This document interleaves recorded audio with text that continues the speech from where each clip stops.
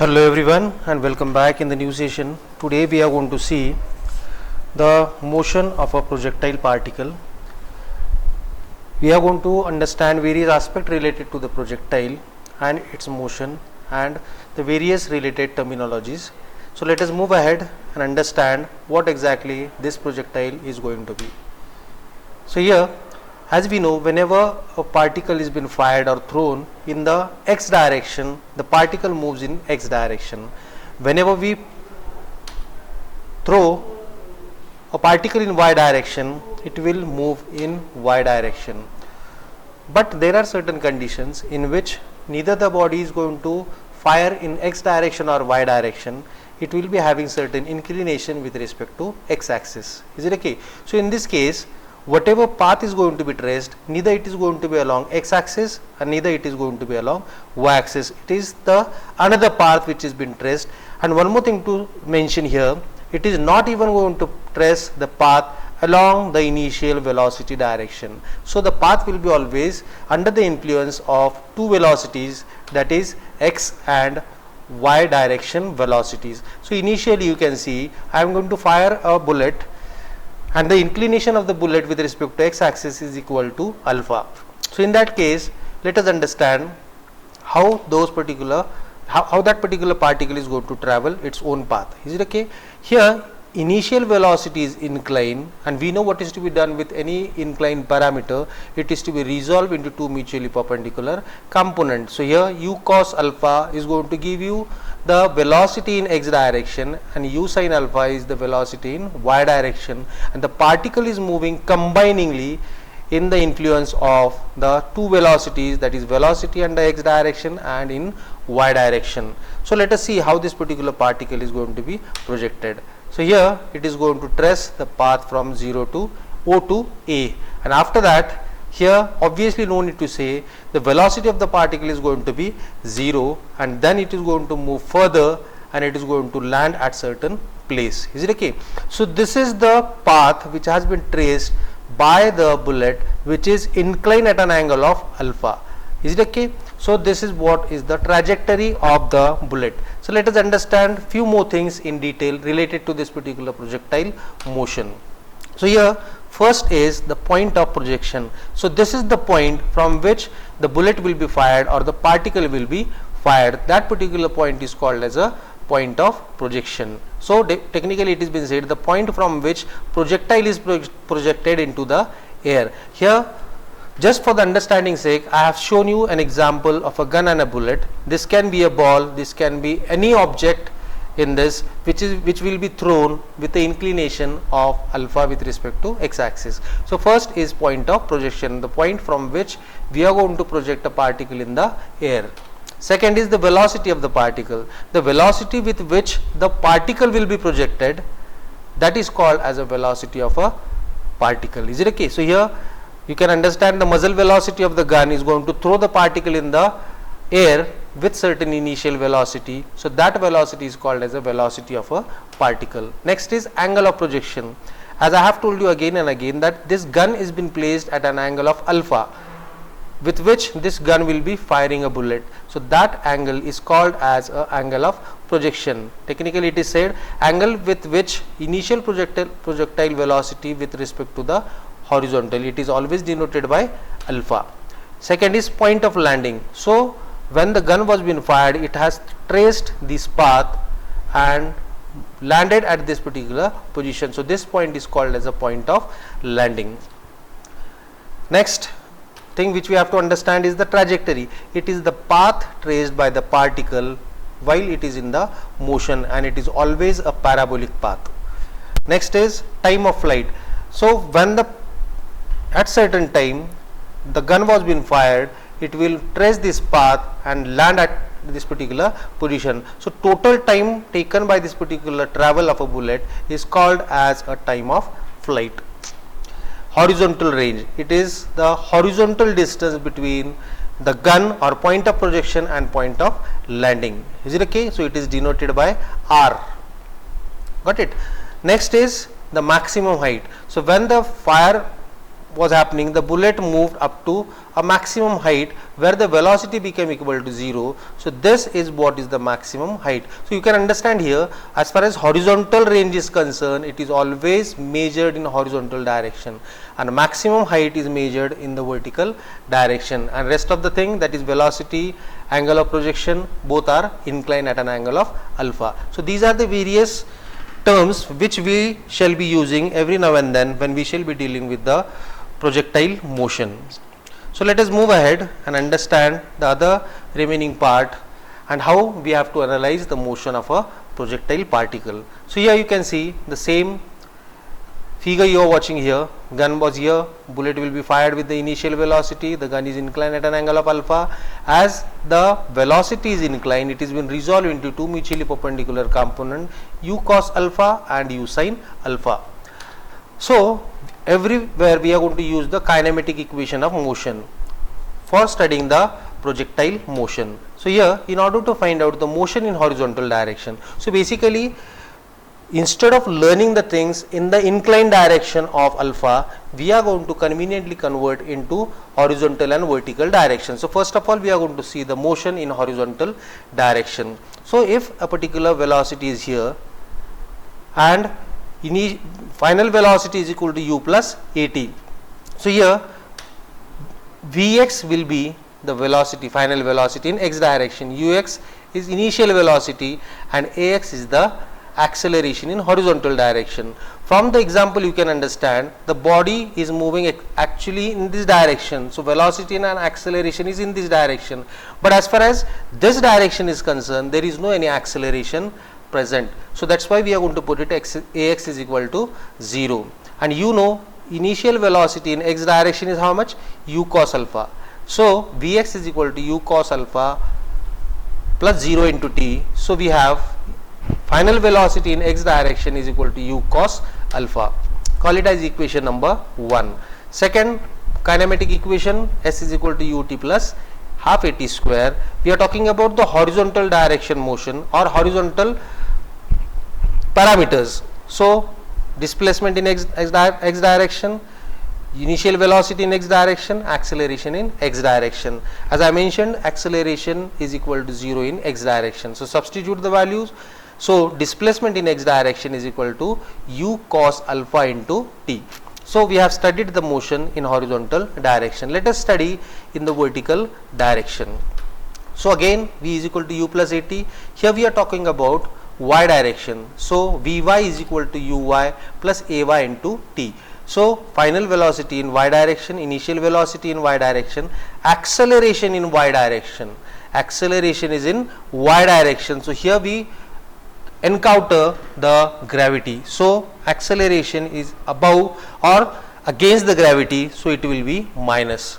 So we know uy is equal to what, u sin of alpha, we have substituted here, and a, that is the acceleration in y direction, it is against the gravity, it is upward, so it is minus g into t. Simplify it, you will be getting the second or the third equation, Vx is equal to u sin alpha minus gt. Similarly, about the displacement in y direction, Sy is equal to uyt plus half ayt square. Again substitute uy and ay. So u sin alpha t plus half into minus gt square. So it comes out to be Sy is equal to u sin alpha t minus half gt square. So this is the equation number 4. So we have seen, we have studied the motion in horizontal direction as well as in y direction. Is it okay? Next to that, we have to understand what is the vertical displacement at that particular point. Is it okay? So at t, we got to find out a displacement and the velocity is everything. Is it okay? So here we are going to use another kinematic equation, v square is equal to u square plus 2ax, and we are speaking about the vertical direction or vertical distance travelled. So substitute vy square plus uy square plus 2ays. Ay will be equal to minus g, uy is equal to u sin alpha, and accordingly we have substituted and we are going to simplify it. So we got vy square is equal to u square sin square alpha minus 2gs. So we came across fifth equation. So all this analysis has been done from the very first principle. Is it okay? From the basics we are working. So always whenever we shall be referring the solution as per the first principle, there we should come across this particular 5 equation. There is one more equation that we will see in the next slide. So these are the various calculations or mathematical part which we have derived from the first slide, earlier slide. Now time of flight we are got to find out. Time of flight is what? It is the time travel from A to C. Is it okay? From A it is going to travel up to C, from point of projection to point of landing. That is going to be the time of flight. You know Sy is equal to Uy t plus half Ay t square. Is it okay? Here Uy we know U sin alpha and Ay we know minus G. So we have substituted those two values, and here as far as horizontal distance is concerned, there is no any displacement in in y direction. Is it okay? So Sy is equal to 0. So Sy is equal to 0 is equal to U sin alpha t minus half gt square. We are interested in finding out time of flight, that is t. So simplify it mathematically and find out the value of time of flight. That comes out to be equal to 2u sin of alpha divided by g. So this is the another equation we have understood from the basic first principle. Next we got to find out the horizontal range r. Is it okay?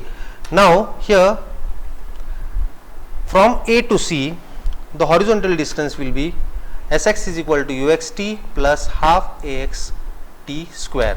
So we know Sx is equal to what? Horizontal range. Is it okay?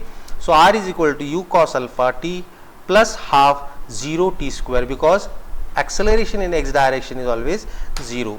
So r is equal to u cos alpha t. Therefore we are going to use this equation of t and substitute in this equation. Is it okay? So substitute the value of t, simplify it, you will be getting 2u square sin alpha cos alpha, and we know what is 2 sin alpha cos alpha? It is always sin of 2 alpha. So u square sin of 2 alpha divided by g is the value of range. Is it okay? For that particular instant. But if we have to find out the maximum range which can be attained, for that we have to understand when this particular is going to be maximum, when 2 alpha will be equal to 1. When 2 alpha will be equal to 1? When alpha will be equal to 45. So 45 into 2 is equal to 90, sin 90 is equal to 1. In that particular case only we will be having the range as maximum. Is it okay? So here I am substituting the value of alpha. So here we come, maximum range is equal to u square by g. All of you are getting? So this is the way how we have worked out the basic parameter or the basic definitions in terms of mathematics. So whenever a problem is been asked on the projectile motion, there straightforwardly they will be giving certain parameter. If for an example there is one example in which it is required to find out t. So what will be given? U will be given, initial velocity will be given, angle of projection will be given. So we got to find out t. So problem in this particular projectile motions are always going to be very straightforward, and they will be always sticking up with the basic knowledge which we have gathered till now. Let us move ahead. So these are the various things we have concluded till now. Let us find out some more parameter, that is maximum height. In order to find out maximum height, we are going to have S is equal to h, maximum height, vertical displacement in y direction is equal to what? H, and we know final velocity v will be equal to 0. So using this equation and substituting the appropriate values, that is Vy is equal to 0, Uy is equal to u sin alpha, and A is equal to minus g. Simplify it, you will be able to get a value of h is equal to u square sin square alpha divided by 2g. Next to that we have to find out the another parameter, that is the path rest and the time of flight. So what I am going to do here, I am going to consider one point P here. At certain point on this trajectory, I am going to consider this point which is called as P. Is it okay? Which is located at a distance of xy, means the coordinates are x and y with respect to the origin. After understanding this, let us find out the time of flight by the particle. So consider horizontal motion a to p. So in that case, s is equal to ut plus half at square. So sx is equal to uxt plus half axt square. We are talking about horizontal motion, so obviously we know ax is equal to 0 and sx is equal to x. Is it okay? Then substituting these two values and simplifying it, we are getting t equal to x by u cos alpha. Is it okay? So time taken by the particle to reach up to this particular point, that can be found out by this equation. Is it okay? So time of flight of the particle about point P, anywhere, that point can be anywhere. If I got to find out at this place, use this equation for time of flight up to that point, you will be able to get the required time. Next to that, we have to find out the path traced by the particle. As we have already discussed, the path traced by the particle is this, which is always parabola. So we got to derive a formula for this parabolic path. For that, what we are going to do, we are going to consider the vertical motion from A to the point of landing. Is it okay? So s is equal to ut plus half at square, sy is equal to uyt plus half ayt square. So here sy is equal to y about this particular point and ay is equal to minus g. Substitute the value, simplify it, and of course we are going to use a time t from equation number A and substitute here. After substituting and simplifying, you will be able to have the path traced equation. So here you can see u sin alpha into t I have substituted x by u cos alpha, and here also t value has been substituted. After simplifying, we get y is equal to x tan alpha. How this tan alpha is there? U, this is u sin alpha divided by cos alpha, that will be tan alpha. U and u will get cancel and x is here. So x tan alpha minus half or gx square divided by 2u cos square, 2u square cos square alpha. So this is what is the equation by means of which we are always able to find out the path traced by that particular particle. Is it okay? So overall, we have now these 9 equations plus these 2 equations. Actually, this is not going to be the equation, this is the real equation which we shall be using every now and then whenever it is required to be found out by the first principle, the analysis of that particular projectile motion. So all these 9 to 10 equations are very important and we shall be using all these again and again. Let us move ahead. So this is the concluding, what we can say, slide on which I have shown all the parameters which we have found out till now. After this, we have to see the various types of problem. Here, types of problem depend upon point of projection and point of landing. So let us see how those particular things are going to differ from each other. So here first,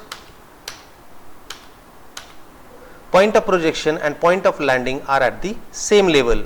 Just try to understand, point of projection and point of landing are at the same level. Let us see this. So you can see here point of projection and point of landing are at the same level. So let us understand how these particular problems are to be analyzed. So procedure will be from A to C, as the points are at the same level, we got to use the basic formula what we have derived earlier for time of flight, maximum height of flight and range of that particular flight. Those are these equations. Is it okay? So this is the first type of problem. Second type we have is point of projection and point of landing are at different level. Point of projection and point of landing are at the different level. So let us see, first is point of landing is above the point of projection. How is it? Here, point of landing is above point of projection. So here, how do we analyze it? Point are different level. We are going to use same formulas, that is T, H and R, which we have already derived. Is it okay? And from this particular point onward, we have to move with the basic principles. Is it okay? So after this also, this bullet is going to move in the forward direction. For the analysis of that, we have to go with the basic principle. That already I have mentioned what is this basic principle. So here these are the various equations we shall be using for for solving this particular path from B to C. Is it okay? Next to that, second type, in second type, point of landing is below the point of projection. So here you can see point of projection is here and point of landing is here. Is it okay? So point of landing is below the point of projection. In this case, procedure will be, as the point of landing is below the point of projection, the vertical displacement Sy is always to be taken as negative. Why? Because our sign conventions allows G in downward direction positive and displacement in upward direction positive, but here Sy is in the downward direction. So accordingly we are taking it as negative. We cannot use normal formulas for H, R and T. So for finding out those value of T, H and R, we are going to use the basic first principle that already I have shown you in the earlier slide. Next to that, third type of the problem, point of landing is below the point of projection and velocity of projection is horizontal. So this is as good as the previous one, but with the difference, the projection velocity is equal to 0. So let us see how that particular is going to be. This you can see here, alpha is equal to 0. So path, the bullet will be moving like this, and after finishing with the velocity, diminishing the velocity, it will move under gravity and it will land at this particular point C. So this is how we have to understand the various types of the projectile motions in the different planes, that is point of landing and point of projection, how they are related to each other. So here in this case, since the point of landing is below the point of projection, vertical displacement obviously it is to be taken as negative, and we have to solve that particular problem by how? From the first principle. Here you can imagine, here basically we shall be using first principle, or ultimately first principle is what? Kinematic equations in x and y direction. So you can imagine the bullet was been fired, it will travel here and then it will travel under gravity. So that is why the first principle equations are very important for solving this particular sort of the problems. So this is what is the basic introduction of the projectile motion. I hope you have understood everything. So understand the concepts and mathematical part thoroughly, you will be able to solve any sort of the problem on the projectile motion. So with this, I will be signing off. Thank you very much.